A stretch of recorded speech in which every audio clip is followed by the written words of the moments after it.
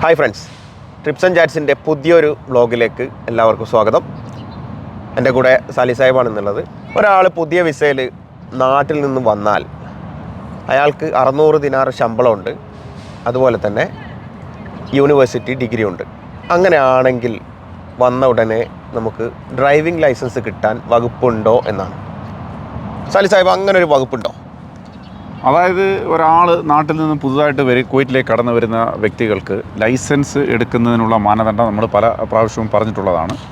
ഈ ഒരു പുതുതായിട്ട് ഒരാൾ വന്നു കഴിഞ്ഞാൽ 2 തരത്തിലുള്ള ആൾക്കാർക്ക് വന്നു ഉടൻ തന്നെ ലൈസൻസ് എടുക്കാം. അതിൽ ഒന്നാമത്തത് പ്രൊഫഷൻ ഡ്രൈവർ ആയിരുന്നാൽ തീർച്ചയായിട്ടും അവർക്ക് വന്ന് അപ്പം തന്നെ ലൈസൻസ് ലഭിക്കും. രണ്ടാമത്തെ കാറ്റഗറി എന്ന് പറയുന്നത് 600 KD സാലറിയും അയാളുടെ പ്രൊഫഷൻ മാനേജർ ലെവലിലുള്ള ഏത് മാനേജർ ലെവലിൽ, അതായത് മാർക്കറ്റിംഗ് മാനേജർ, സെയിൽസ് മാനേജർ, അങ്ങനെയുള്ള ഏത് മാനേജർ ലെവലിലുള്ള പ്രൊഫഷണലുകൾക്കും ഈ 600 KDയും മാനേജറും ആണെങ്കിലും അപ്പം തന്നെ റെസിഡൻസി അടിച്ചതിന് ശേഷം ലൈസൻസ് ലഭിക്കും. അല്ലാത്തവർക്ക് കുവൈറ്റിൻ്റെ ലൈസൻസിൻ്റെ ഇഷ്യൂ ചെയ്യുന്ന നിബന്ധന എന്ന് പറയുന്നത് 600 KD ഉണ്ടായിരിക്കുകയും പ്രൊഫഷണലുകൾ അല്ലാതിരിക്കുകയും ചെയ്യുന്നുണ്ടെങ്കിൽ 2 വർഷം കഴിഞ്ഞതിന് ശേഷം മാത്രമേ ലൈസൻസ് ഇഷ്യൂ ചെയ്യാറുള്ളൂ. അതാണ് ലൈസൻസ് ലഭിക്കുന്നതിനുള്ള നിയമം.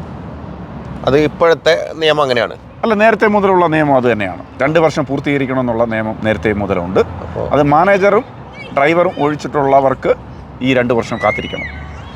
അത് പുതുതായിട്ട് വരുന്ന കുവൈറ്റിലേക്ക് വരുന്നവർക്ക്, പിന്നെ ഡോക്ടർ, എഞ്ചിനീയേഴ്സ് ഒക്കെ അത് ഈ നിയമത്തിൻ്റെ പരിധിയിൽ വരുന്നതാണ്. മാനേജർ ലെവൽ പ്രൊഫഷണലുകൾ, അതാണ് ഞാൻ ഉദ്ദേശിച്ചത്. പ്രൊഫഷണലുകൾ, ഡോക്ടർ, മാനേജർ, അതുപോലെ തന്നെ ഹൈ പ്രൊഫഷണലുള്ളവർക്ക്, എഞ്ചിനീയർ, അതുപോലുള്ള കാറ്റഗറിയിലുള്ളവർക്ക് വരുമ്പോൾ അപ്പോൾ തന്നെ ലൈസൻസ് ഇഷ്യൂ ചെയ്യും.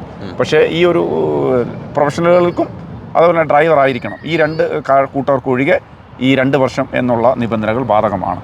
ഓക്കെ, അപ്പോൾ ഈ വിഷയത്തിൽ ഇതാണ് പറയാനുള്ളത്. ഓക്കെ.